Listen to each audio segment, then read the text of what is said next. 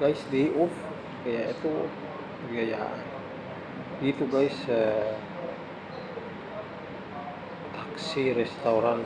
10 real siya guys, 2 piraso. Tapos only rice. Ayan na guys, so ang bilis ng serve nila guys. Automatic na may pritong 2 pirasong manok. Tapos kahit makatatlong ulit ka pa dyan, 4 hanggat kaya mo yung kanin.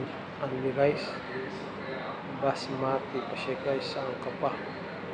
Ayan na, sa halagang 10 real lang guys. Binayaran namin dyan guys, 24 kasama yung tubig na malaki. Ayan guys, tara guys, kain muna tayo. Hindi ko gaano kumain ng tanghalian. Tapos mamaya adobo na naman, kaya ayun, kumain kami sa labas ni Mr. Pepito Manuluto. Ayun, may sauce pa siya guys. Alam mo yung sauce na? Yung may kalamansi, sili, tapos toyo. Ganoon. Sarap siya guys, kaya nakadalawang ulit ako dyan.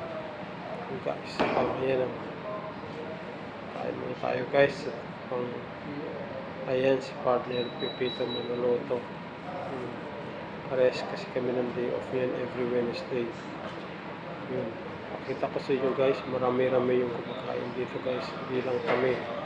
Kami lang pala ang Pilipino. Karamihan dyan Indiano. Lahat ng mesa guys, walang bakante dyan. Ayan.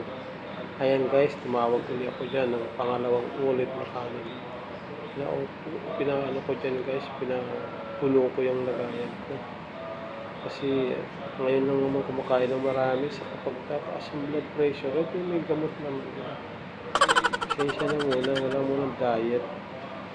Tara guys, attack na naman tayo guys. Attack na naman. Ayun, ubos. Ang bilis guys. Empty. Ayaw ko na guys. Yun. Hugas muna tayo ng kamay. Ubos. Simot.